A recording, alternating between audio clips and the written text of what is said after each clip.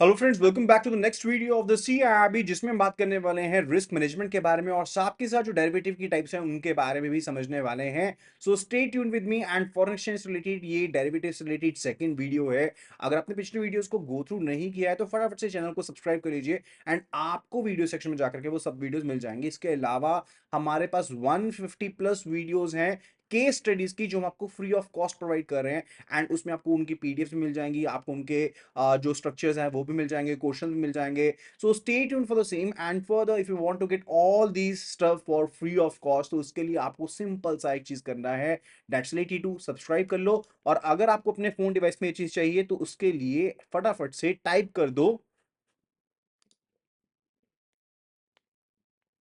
CAIIB and साथ में लिख दो PDF और इसे व्हाट्सएप कर दो टू द नंबर 9646900030 के ऊपर and you will be getting all the details over there, all the PDFs over there. तो ऑलरेडी मैं आपको बता चुका हूं कि BFM के केस में हमारे पास दो मॉड्यूल्स सबसे ज्यादा इंपॉर्टेंट है। सबसे पहले है module A, then it's related to module B। ये दो मॉड्यूल्स आपके हो गए तो आपका एग्जाम BFM का CIB का निकलेगा ही निकलेगा, क्लियर होगा ही होगा। तो चलो आज का सेशन स्टार्ट करते हैं and it's related to risk management. तो रिस्क मैनेजमेंट के बारे में हम यहाँ पर बात करने वाले हैं। सो रिस्क मैनेजमेंट का मतलब क्या होता है? मैंने आपको रिस्क की डेफिनेशन बताई थी, यानी कि जो प्रोबेबिलिटी ऑफ लॉस होती है उसे हम क्या कहते हैं, we say it to be risk.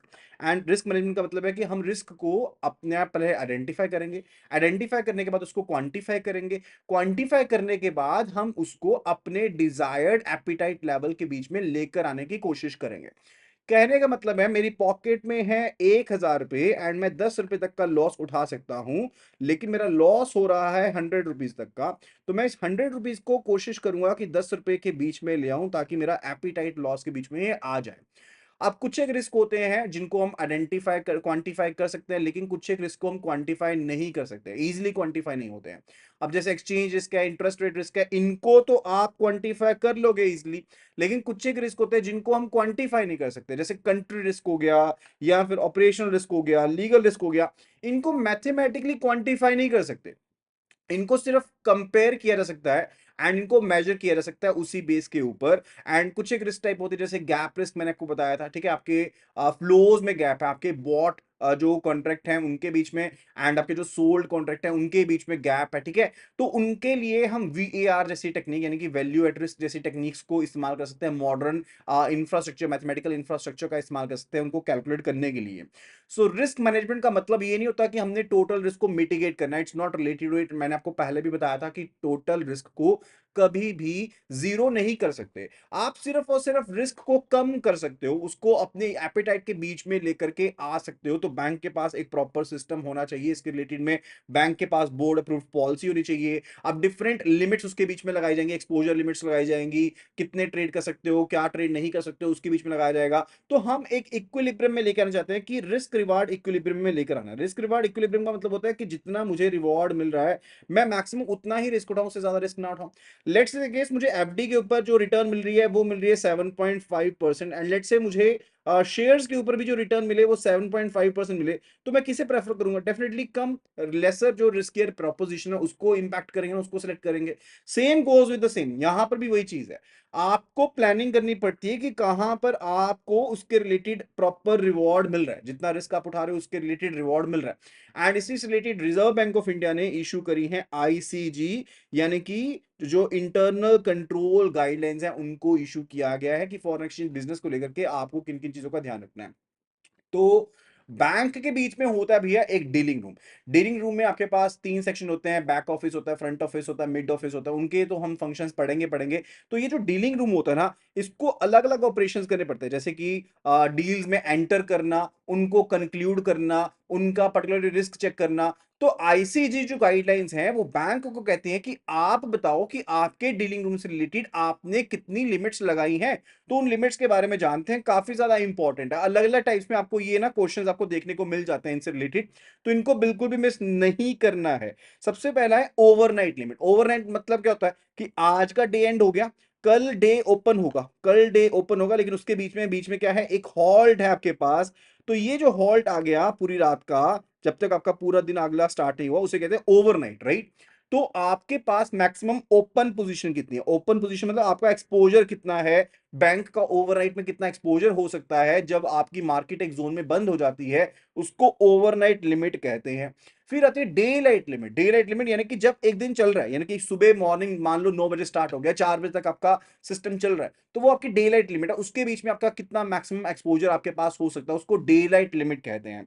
फिर होती है गैप लिमिट। गैप लिमिट का मतलब होता है कि मैक्सिमम इंटर पीरियड एक्सपोजर कितना हो सकता है। इंटर पीरियड एक्सपोजर यानी कि आप इस तरह से सोच के चलो कि आपके पास बॉट के इतने कॉन्ट्रैक्ट है, सेलिंग के इतने कॉन्ट्रैक्ट है, इनके बीच में मैक्सिमम कितना गैप हो सकता है, ठीक है, उसके बारे में आपको लिमिट लगानी पड़ती है। काउंटर पार्टी लिमिट होती है कि आप एक सिंगल काउंटर पार्टी को लेकर के मैक्सिमम कितना एक्सपोजर रख सकते हो, ठीक है। ये बेसिकली आपकी कंसंट्रेशन को खत्म करने की होती है। अब मान लो कि मैं एबीसी एक मेरा क्लाइंट है, उसके साथ ही 500 करोड़ का बिजनेस कर लेता हूं, एंड सिर्फ 5 करोड़ का बिजनेस मेरा 1000 क्लाइंट्स के साथ होता है, तो मेरी कंसंट्रेशन यहां पर बहुत ज्यादा है।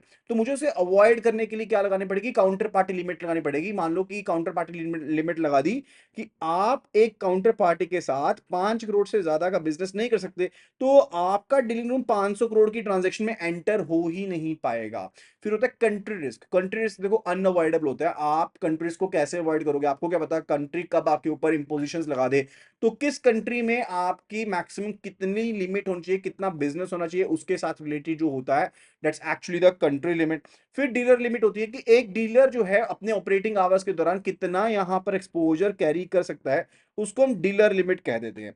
फिर तो स्टॉप लॉस लिमिट, मैंने आपको इसके बारे में पहले भी बताया था। लेट्स से मैंने 75 रुपीज में डील एंटर करी, एंड मुझे लगता है कि इसका प्राइस इंक्रीज करेगा, लेकिन प्राइस ड्रॉप होना शुरू हो जाता है, और मैंने स्टॉप लॉस लगा रखा है 49 रुपीज पर, राइट। तो 50 रुपीज तक देखो कुछ भी नहीं होगा, एज इट इज चार्ट चलता रहेगा, लेकिन जैसे ही ये 49 रुपीज को हिट करेगा, मेरा ओवरऑल जो प्राइस है 75 से जो डाउन आ रहा है, साथ ही मेरी ट्रांजेक्शन आपकी क्या हो जाएगी, स्क्वायर ऑफ हो जाएगी। यानी कि आपको फर्दर लॉस ना हो जाए, उसके रिलेटेड जो ट्रांजेक्शन है कंक्लूड यहां पर खुद ब खुद हो जाएगी। फिर होता है सेटलमेंट रिस्क। सेटलमेंट रिस्क का मतलब क्या होता है, let's have a look at it. मतलब कि एक पर्टिकुलर दिन में आपकी कितने अमाउंट की सेटलमेंट हो सकती है। जैसे मैंने आपको बताया था ना कि जर्मन का हर्स्टेट बैंक था, उसमें कौन सा रिस्क हुआ था, टेम्पोरल रिस्क हुआ था, कि एक ही दिन में पर्टिकुलरली उन्होंने क्या कह दिया कि हम तो बैंकरप्ट हो गए, जिसकी वजह से बैंकरप्सी हो गई थी, ठीक है। तो ये टेम्पोरल रिस्क को अवॉइड करने के लिए क्या है, सेटलमेंट रिस्क की लिमिट लगाई गई है कि एक दिन में आपकी मैक्सिमम कितनी सेटलमेंट हो सकती है। फिर होता है डील साइज लिमिट, यानी कि सिंगल एक आप काउंटर पार्टी के साथ डील कर रहे हो, लेट्स से आप एबीसी काउंटर पार्टी के साथ डील कर रहे हो, एंड आपने टोटल 5 करोड़ का बिजनेस इसके साथ करना है, लेकिन डील लिमिट लगी हुई कितने की, 1 करोड़ की, यानी कि एक जो मैक्सिमम डील की जाएगी वो 1 करोड़ के अमाउंट की जाएगी। इससे ज्यादा अमाउंट की डील जो है वो नहीं की जा सकती। काउंटर पार्टी लिमिट अलग होती है कि मैक्सिमम जो एक काउंटर पार्टी के साथ डील कर सकते हो वो लिमिट अलग है, वो हो गई है 5 करोड़ की, लेकिन एक लिमिट में एक डील में आप कितना कर सकते हो, 1 करोड़ कर सकते हो। टोटल आप कितना कर सकते हो, 5 करोड़ कर सकते हो एक आप काउंटर पार्टी के साथ। तो ये डिफरेंट डिफरेंट हमारी लिमिट्स होती हैं जिनके बेसिस पर हम कंक्लूड करते हैं, एंड इनको हम क्या कहते हैं, we say them to be ICG guidelines. ICG guidelines का मतलब होता है इंटरनल कंट्रोल की जो गाइडलाइंस है वो चीज, राइट। एंड ये काफी ज्यादा इंपॉर्टेंट है। फर्दर उसके बाद हम बात करने वाले डेरिवेटिव के बारे में। तो डेरिवेटिव जो होता है उसकी वैल्यू आपकी इंडिपेंडेंट नहीं होती है, वो वैल्यू डिपेंडेंट होती है अंडरलाइंग एसेट के ऊपर या फिर ग्रुप ऑफ एसेट के ऊपर। लेट्स से कि मेरे पास एक यूएसडी है, ठीक है। अब इसके बेस पर मैंने एक फॉरवर्ड कॉन्ट्रैक्ट बना दिया। क्या बना दिया, फॉरवर्ड कॉन्ट्रैक्ट बना दिया कि 1 महीने के बाद परचेज करना है या 2 महीने के बाद बेचना है, कुछ भी ऐसा, ठीक है। तो ये फॉरवर्ड कॉन्ट्रैक्ट बन गया, किसके ऊपर, यूएसडी के ऊपर बन गया। तो ये इसकी खुद की कोई वैल्यू नहीं है, इस फॉरवर्ड कॉन्ट्रैक्ट की अपनी कोई भी खुद की वैल्यू नहीं है। इसकी वैल्यू किसके ऊपर डिपेंडेंट करती है, जो अंडरलाइंग एसेट है या फिर ग्रुप ऑफ एसेट हो सकता है उसके ऊपर डिपेंड करती है। That's why it is said to be derivative, क्योंकि इसकी वैल्यू हो रही है यहां पर डिराइव, राइट। एंड फर्दर यहां पर जो अंडरलाइंग आपके एसेट हो सकते हैं, वो स्टॉक भी हो सकते हैं, वो बॉन्ड भी हो सकते हैं, करेंसीज भी हो सकती हैं, कमोडिटीज भी हो सकती हैं, मार्केट इंडाइसिस भी हो सकते हैं, कुछ भी चीज हो सकती है। एंड जो ये वैल्यू होती है ना अंडरलाइंग एसेट की, ये आपकी अप डाउन होती रहती है, ये आपकी अप डाउन होती रहती है। अब लेट्स से केस यूएसडी का प्राइस पहले 75 था, उसके बेस पर लेट्स से आपके जो डेरिवेटिव है उसकी वैल्यू 77 रुपीज थी। अब आपके यूएसडी का जो प्राइस था वो चेंज हो गया, लेट्स से 76 रुपीज हो गया। तो ऐसा नहीं है कि इसकी वैल्यू 78 हो जाएगी, ऐसा नहीं है। अब इसकी जो वैल्यू चेंज होगी, नो डाउट वो डिपेंड करती है अंडरलाइंग एसेट के ऊपर, लेकिन वो मार्केट के फंडामेंटल्स के ऊपर यानी कि सप्लाई डिमांड के ऊपर भी डिपेंड करती है। तो उसका भी यहां पर ध्यान रखना पड़ेगा। अब जो मेन पर्पस होता है डेरिवेटिव का, देखो कैसे लिए होता है, मैंने आपको ऑलरेडी बताया था, लास्ट वीडियो में हमारी बात हुई थी कि यहाँ तो इसका इस्तेमाल होता है हैजिंग पर्पस के लिए। हैजिंग का मतलब होता है सेफ गार्ड करने के लिए, यानी कि अपने आप को बचाने के लिए। अब डेफिनेटली अगर मैं फॉरवर्ड कॉन्ट्रैक्ट में भी आना चाहता हूं, मैं इसीलिए आना चाहता हूं ना, क्योंकि मुझे नहीं पता कि 1 महीने के बाद या 2 महीने के बाद क्या रेट होगा, तो मैं उसके हिसाब से फॉरवर्ड कॉन्ट्रैक्ट में आकर के अपना जो भी प्राइस है उसकी फ्लक्चुएशन से बचना चाहता हूं। ठीक है, तो या तो वहां पर इसका इस्तेमाल होता है हैजिंग के पर्पस के लिए इस्तेमाल होता है, या फिर इस्तेमाल होता है इसका स्पेकुलेशन के पर्पस के लिए, यानी कि ट्रेडिंग कह लो एक तरह से, उस पर्पस के लिए इसका इस्तेमाल किया जाता है। अब इंडिया में जो डिफरेंट डेरिवेटिव इंस्ट्रूमेंट्स होते हैं वो किसके द्वारा रेगुलेट होते हैं, वो reserve bank of India, SEBI, जो एफएमसी है, फॉरवर्ड फॉरवर्ड आपकी मार्केट कमीशन है, इनके द्वारा पर्टिकुलरली क्या होते हैं, रेगुलेट होते हैं। एंड आरबीआई को एम्पावर किया गया कि जो भी इंटरेस्ट रिलेटेड डेरिवेटिव्स हैं, फॉरेन करेंसी डेरिवेटिव्स हैं, क्रेडिट डेरिवेटिव्स हैं, वो आरबीआई उनको रेगुलेट करेगा। यानी कि अगर सीडीएस की बात करें, ठीक है, क्रेडिट डेरिवेटिव की बात करें, क्रेडिट डिफॉल्ट स्वैप की बात करें, तो वो कौन करेगा, वो आरबीआई करेगा। अगर हम इंटरेस्ट रेट स्वैप्स की बात करते हैं तो वो कौन करेगा, क्योंकि वो भी इंटरेस्ट रेट डेरिवेटिव है, वो भी आरबीआई करेगा। तो interest rate derivative, foreign currency derivative और क्रेडिट डेरिवेटिव, इनको कौन रेगुलेट करेगा, reserve bank of India will be regulating. ठीक है, अभी मार्केट्स को देखते हैं। देखो मार्केट दो तरह की होती है। एक मार्केट होती है जहां पर इंडिविजुअल इंडिविजुअल के साथ डील कर रहा है, right, individual person is actually dealing with the individual person over there. अब जैसे कि मान लो कि यहां पर एक सिंपल सी बात मान के चलते हैं कि एक पर्सन है, ठीक है जी, एक पर्सन है यहां पर, एंड इस पर्सन के साथ डील करना है, इस पर्सन के साथ आपने क्या करना है, डील करना है। अब इस पर्सन के साथ आप सिंगलली डील कर रहे हो, यानी कि दो पार्टीज के बीच में आपस का कॉन्ट्रैक्ट है, यहां पर इनको दोनों को अलग अलग पर्सन मान लेते हैं। लेट्स से दोनों पर्सन आपस में डील करते हैं। ठीक है, अब ये पर्सन ए है, ये पर्सन बी है, दोनों आपस में डील कर रहे हैं, दोनों आपस में क्या कर रहे हैं, डील कर रहे हैं। अब दोनों पर्सन आपस में इंडिविजुअली डील कर रहे हैं, तो ये कौन सी डेरिवेटिव मार्केट होगी, this will be the OTC, यानी कि ओवर द काउंटर, जहां पर आप काउंटर पार्टी से डायरेक्टली डील कर रहे हैं, 1 to 1 पर्सन डील कर रहे हैं। अब ये दोनों क्या करेंगे, एक टेलर्ड कॉन्ट्रैक्ट में आ सकते हैं। टेलर्ड कॉन्ट्रैक्ट का मतलब होता है अपनी मर्जी का कोई भी कॉन्ट्रैक्ट जो हो सकता है वो बना सकते हैं, क्योंकि देखो दोनों आपस में डील करें तो ये नेगोशिएशन अपनी उस हिसाब से कर सकते हैं, इसमें कोई स्टैंडर्ड इंस्ट्रक्शंस नहीं होगी, तो टेलर्ड कॉन्ट्रैक्ट यहां पर बन सकता है। लेकिन साथ के साथ एक चीज समझने वाली है, यहां पर काउंटर पार्टी रिस्क काफी ज्यादा एग्जिस्ट करता है। मैं यहां पर लिख देता हूं कि जो काउंटर पार्टी रिस्क होगा वो इस केस में ज्यादा डील हो सकता है, ज्यादा एग्जिस्ट कर सकता है। क्यों, क्योंकि मान लो पर्सन ए ने डिफॉल्ट कर दिया तो डेफिनेटली रिस्क रहेगा। अब बीच में कोई इंटरमीडिएटर तो है नहीं इनको सेफ गार्ड करने के लिए, राइट, तो यहां पर ओटीसी के केस में ये दिक्कत रहती है। तो ओटीसी के केस में आपके पास इस तरह से दिक्कत रहती है। दूसरा होता है एक्सचेंज ट्रेडेड डेरिवेटिव्स, जैसे कि आपके पास ऑप्शंस का केस हो गया। अब ऑप्शंस भी क्या है, options are also the derivatives, इनके बारे में फर्दर पढ़ेंगे। ठीक है, ऑप्शंस भी डेरिवेटिव्स होती हैं। अब ऑप्शंस को किसके थ्रू डील किया जाता है, लेट्स से अगर ऑप्शंस को डील किया जा रहा है एक्सचेंज के थ्रू डील किया जा रहा है, तो उसके केस में एक्सचेंज ना आपको एक स्टैंडर्डाइज्ड मैनर बता देती है। Exchange will be telling a standardised manner, यानी कि कुछ एक रूल्स होंगे, रेगुलेशंस होंगे, उसी के हिसाब से आप डील कर पाओगे और आप उनको चेंज नहीं कर सकते। ठीक है, तो सभी को उसी के हिसाब से चलना पड़ेगा। एंड मोर ओवर यहां पर एक्सचेंज जो होती है इंटरमीडिएट की तरह डील करती है। लेट्स से यहां पर ये एक्सचेंज है और यहां पर ये पर्सन ए है, ये सेलर है। ठीक है, तो ये जो है ये सेलर हो गया, और फर्दर ए जो है that's a buyer over there, that's a buyer over there. अब यहां पर एक्सचेंज जो होगी वो इंटरमीडिएट की तरह एक्ट करती है, तो काउंटर पार्टी रिस्क होने का चांस नहीं है। अगर एक पर्सन अपनी ऑब्लिगेशन को नहीं भी निभाता तो स्टॉक एक्सचेंज उस चीज का ध्यान रख लेगी। तो उसके केस में मतलब क्या है कि ऐसे जो डेरिवेटिव्स होते हैं उनके केस में जो काउंटर पार्टी रिस्क है वो काफी हद तक कम हो जाता है due to the exchange over there, right, और स्टैंडर्डाइज्ड होते हैं एंड फर्दर रेगुलेटेड होता है ये जो प्रोसेस होता है एक्सचेंज ट्रेडेड वाला, right. And further we need to understand कि यहां पर इन केस ऑफ ओटीसी अगर बात करते हैं, ओटीसी के केस में जैसे मैंने आपको बताया कि काउंटर पार्टी रिस्क जो होता है वो ज्यादा होता है, एंड साथ के साथ ये अनरेगुलेटेड भी होते हैं। ठीक है जी। अच्छा, अभी हम बात करने वाले हैं सबसे पहले फॉरवर्ड कॉन्ट्रैक्ट के बारे में। फॉरवर्ड जो कॉन्ट्रैक्ट होते हैं these are the over the counter contracts, over the counter जो आपके कॉन्ट्रैक्ट्स हैं। जैसे मान लो कि पर्सन ए ने यूएसडी परचेज करने थे 3 महीने के बाद, तो ये एसबीआई बैंक के पास चला गया, एसबीआई बैंक के पास चला गया, इनको कहता है 3 महीने के बाद मैंने यूएसडी को क्या करना है, बाय करना है, तो बैंक इसको अपना सेलिंग कॉस्ट दे देगा एंड फॉर उसके हिसाब से फॉरवर्ड रेट दे दिया। अब जो ये फॉरवर्ड रेट होगा, जो कोई भी फॉरवर्ड रेट होगा, ये किसके ऊपर बेस्ड होगा, it will be based upon the spot rate, ये स्पॉट रेट के ऊपर बेस्ड होगा। एंड इसमें जो भी फॉरवर्ड पॉइंट्स होंगे, या तो वो प्रीमियम पर होगी करेंसी तो प्लस हो जाएंगे, अगर डिस्काउंट पर करेंसी तो पर्टिकुलरली वो माइनस हो जाएंगे, ठीक है, फॉरवर्ड पॉइंट्स माइनस हो जाएंगे। तो ये कंसेप्ट रहता है यहाँ पर, ठीक है। And that's the main purpose related it. तो आपको इस चीज को समझने में देरी लगी नहीं होगी, क्योंकि ऑलरेडी हम फॉरवर्ड रेट वाला कंसेप्ट कर चुके हैं। फिर बात आती है फ्यूचर्स के बारे में। फ्यूचर्स, आप एक एग्जांपल लेके चलते हैं। लेट्स से यहां पर एक शेयर है XYZ कंपनी का। अब XYZ कंपनी का एक शेयर जो है वो 100 रुपीज का है। अगर आपके पास कैपिटल, यानी कि जो पैसा आपने इन्वेस्ट करना था, वो कैपिटल अगर आपके पास 10,000 रुपए की थी, अगर वो कैपिटल आपके पास 10,000 की थी, तो आप कितने शेयर्स परचेज कर पाते? आप परचेज कर पाते सिर्फ और सिर्फ कितने नंबर ऑफ शेयर्स, नंबर कर पाते 100 शेयर्स परचेज कर पाते। कल को अगर इस शेयर का प्राइस ऐड हो जाता, यानी कि 5 रुपए बढ़ जाता, 105 रुपए हो जाता, तो आपको कितने रुपए का बेनिफिट होता? 100 शेयर्स के बदले में आपको 500 रुपए का प्रॉफिट हो जाता, राइट। एंड अगर ये शेयर 100 रुपीज से 5 रुपए कम हो जाता, यानी कि आपको लॉस हो जाता, तो इसका प्राइस लेट से 95 रुपीज रह गया, तो लॉस भी अगर हम देखें तो लॉस कितना रहता? लॉस हो जाता -500 रुपीज का, इससे ज्यादा का लॉस नहीं होता, राइट। सिंपल सी चीज है। लेकिन अब आपको मार्केट में एक फ्यूचर देखने को मिलता है, जो बेसिकली एक पर्टिकुलर बंडल के फॉर्म में ट्रेड किया जाता है। बंडल का मतलब होता है, जैसे लेट्स से उसमें उन्होंने कह दिया कि हम आपको इसमें 100 शेयर्स डील करने देंगे, एक बंडल में 100 शेयर्स कम से कम डील होंगे, और कम से कम एक बंडल आपको लेना ही पड़ेगा। और इस बंडल को परचेज करने के लिए आपको 100 शेयर्स की वैल्यू देने की जरूरत नहीं है। 100 शेयर्स की अगर वैल्यू देखें तो कितनी बन जाएगी? अगर 100 रुपीज प्राइस है तो इसकी वैल्यू बन गई 10,000। तो 100 शेयर्स को एक्वायर करने के लिए आपको 10,000 रुपीज देने की जरूरत नहीं है।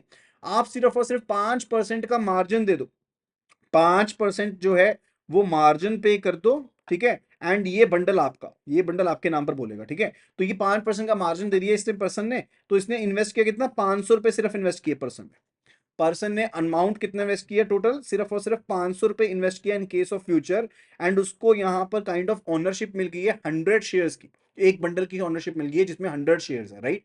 अब अगर शेयर का प्राइस 5 रुपए बढ़ जाता है, 5 रुपए अगर बढ़ गया, तो उसको प्रॉफिट कितना होगा? 500 रुपए का प्रॉफिट होगा, यानी कि 100% प्रॉफिट हो गया, 100% प्रॉफिट हो गया। और अगर लॉस हुआ 5 रुपए का, तो यहां पर कितना लॉस हो गया? यहां पर उसको 500 रुपए का लॉस हो गया, यानी कि जितनी कैपिटल उसने इन्वेस्ट की थी वो सारी की सारी कैपिटल उड़ जाएगी, सारी की सारी कैपिटल वाइप ऑफ हो जाएगी, राइट। तो यहां पर एक चीज समझने वाली है कि इन case of futures, in case of futures there is high leverage, यानी कि पैसा कम डालकर आपको काफी ज्यादा फायदा भी हो सकता है, काफी ज्यादा नुकसान भी हो सकता है, राइट। तो फ्यूचर जो होते हैं इनके स्टैंडर्ड अमाउंट होते हैं, स्टैंडर्ड डिलीवरी होती है, 1 महीना 2 महीना ये वो, और ये रेगुलेट किए जाते हैं सेबी के द्वारा, लेकिन इसमें लेवरेज काफी ज्यादा होती है। तो आपको फायदा भी काफी ज्यादा हो सकता है और आपको नुकसान भी काफी ज्यादा हो सकता है। So that's actually related to futures. अब ये भी अपनी खुद की वैल्यू तो रखते नहीं है, अंडरलाइंग एसेट के ऊपर बेस्ड है। ये तो हमने चलो शेयर की वैल्यू ले ली, हो सकता है कि इसके अंडरलाइंग आपके पास फॉरेन एक्सचेंज का कोई पर्टिकुलर इंस्ट्रूमेंट हो, एसेट हो, राइट, तो उसकी बेस पर हो सकता है। फिर बात आती है ऑप्शंस के बारे में। ऑप्शन का नाम से पता लगता है कि आपको एक क्या मिलती है? एक चॉइस मिलती है, you get a choice, you get a choice, right. तो ऑप्शन का मतलब ही बनता है कि चॉइस मिलती है आपको। तो ऑप्शन की दो टाइप्स होती हैं, एक होती है कॉल ऑप्शन और दूसरी होती है पुट ऑप्शन। जो कॉल ऑप्शन होती है वो आपको बाइंग का राइट देती है, क्या देती है? राइट देती है बाइंग का। और पुट ऑप्शन जो होती है वो आपको सेलिंग का राइट देती है। अच्छा, हमने ऊपर एक फॉरवर्ड कॉन्ट्रैक्ट किया था। अब इसके केस में मैंने आपको बताया था कि 3 महीने के बाद पर्सन ने लेट से 10,000 यूएसडी जो थे वो यहां पर बाय करने थे, ठीक है। अब बैंक ने लेट से इसको कॉर्ड जो दिया था वो दिया था 79.67 का, कि 79.67 के ऊपर आप 10,000 यूएसडी को बाय कर पाओगे, राइट। अब आफ्टर 3 मंथ्स जो मार्केट प्राइस निकल के आया यूएसडी का, वो था 78 रुपीज, 78.03 रुपीज मार्केट प्राइस था आफ्टर 3 मंथ्स, राइट। अब उस केस में क्या होगा? पर्सन ए मार्केट से अगर खरीदता है तो उससे ज्यादा बेनिफिट होगा ना, क्योंकि मार्केट में तो सस्ता है। लेकिन ऐसा वो कर नहीं सकता, क्योंकि उसने कमिटमेंट कर दी है कि वो 79.67 के ऊपर ही बाय करेगा। इसलिए अब वो मार्केट में से वो 10,000 यूएसडी नहीं खरीद सकता, उसको ये 79.67 के ऊपर तो खरीदने ही पड़ेंगे। अगर वो कॉन्ट्रैक्ट कैंसिल करता भी तो उसको स्वैप कॉस्ट देनी पड़ेगी, उसके ऊपर क्या है? ऑब्लिगेशन है। So in case of forward contract, देखो ऑब्लिगेशन बन जाती है, it's not like an option, it's a obligation, ठीक है। ये आपको बचाना चाहते हैं, ये आपको सेफगार्ड करें, लेकिन ये ऑब्लिगेशन है। लेकिन इन case of options it's not an obligation, it's not an obligation. आपके ऊपर कोई जोर जबरदस्ती नहीं रहती है कि आपने यहां पर इसी के थ्रू चलना है। अगर आपके लिए फायदेमंद है तो आप चलो, अगर नहीं फायदेमंद है तो ना चलो। ठीक है, तो ये चीज होती है। तो कॉल ऑप्शन के केस में अगर बाइंग का कॉन्ट्रैक्ट हुआ एंड फर्दर आपके लिए फेवरेबल रहता है तो आप उसको एग्जीक्यूट करो। ठीक है, आपको राइट मिल जाता है। यहां पर अप्रोप्रिएट वर्ड क्या मिलेगा कि you get a right to buy. ठीक है, but not an obligation. Same way in case of put option, आपको राइट टू सेल मिलता है but not an obligation over there. आपके ऊपर कोई ऑब्लिगेशन नहीं होती है। और यहां पर जो ऑप्शन राइटर होता है, जो ऑप्शन को लिखता है, बनाता है इस डॉक्यूमेंट को, उसको हम क्या कहते हैं, वी से ऑप्शन राइटर। ऑप्शन राइटर के ऊपर अनलिमिटेड क्या होता है, अनलिमिटेड रिस्क इन्वॉल्व होता है। ऑप्शन किसके द्वारा लिखी जाती है, जो ऑप्शन राइटर होगा वो ऑप्शन को लिखेगा और इसके ऊपर अनलिमिटेड जो रिस्क है वो प्रेजेंट होता है। Unlimited risk is there. इस पर्सन के ऊपर अनलिमिटेड रिस्क होता है। ठीक है जी, ये चीज होगी। अब यहां पर जिस पर्सन ने ऑप्शन परचेज करनी, लेट्स से पर्सन ए ने ऑप्शन परचेज करनी है, तो ये यहां पर इस ऑप्शन राइटर को एक प्रीमियम पे करता है, एक अमाउंट पे करता है जो कि नॉन रिफंडेबल होता है। इसको एग्जांपल के तौर पर समझेंगे तो ज्यादा बेटर समझ पाएंगे, राइट। तो चलिए चलते हैं ब्लैक बोर्ड के ऊपर एंड समझते हैं इसको एक एग्जांपल के through. Let's have a look at it. तो अभी हम बात करने वाले हैं ऑप्शंस के बारे में। किसके बारे में, हम ऑप्शंस के बारे में बात करने वाले हैं। एंड सबसे पहले हम बात करेंगे यहां पर कॉल ऑप्शन के बारे में। कॉल ऑप्शन के बारे में बात करते हैं, जो कि आपको राइट देती है, राइट टू बाय। राइट, चलो। एक्सवाइजेड कंपनी का एक शेयर था जो कि अभी के लिए प्रेजेंट वैल्यू है 100 रुपीज की।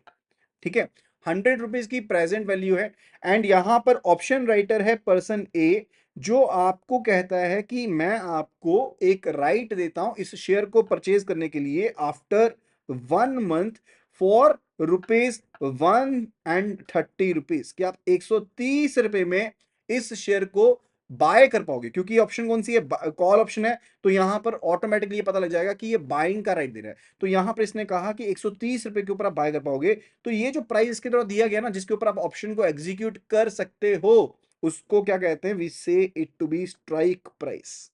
यानी कि जिस प्राइस के ऊपर आपको ऑप्शन एग्जीक्यूट करने का मौका मिलता है, राइट मिलता है, उसको हम क्या कहते हैं, we say it to be strike price, right. तो ये स्ट्राइक प्राइस जो है वो इस केस में 130 रुपए का है। और पर्सन ए ने यहां पर एक शेयर के लिए जो प्रीमियम चार्ज किया है वो चार्ज किया है 5 रुपए का प्रीमियम चार्ज किया है। ठीक है जी, यानी कि अब पर्सन एक्स जो है, पर्सन एक्स एक पर्सन है, वो इस ऑप्शन में एंटर करते हैं। वो 100 शेयर्स की ऑप्शन को परचेज कर लेते हैं। कितने की, 100 शेयर्स की ऑप्शन जो है उसको परचेज कर लेते हैं। अब उसके लिए वो 500 रुपए का जो प्रीमियम है, 500 रुपए का जो प्रीमियम है वो पे कर देते हैं यहां पर पर्सन ए को। ठीक है, पर्सन ए को ये प्रीमियम पे कर दिया एंड उन्होंने ये ऑप्शन खरीद ली। अब हम आते हैं कि on the day of judgement, हम on the day of judgement आते हैं।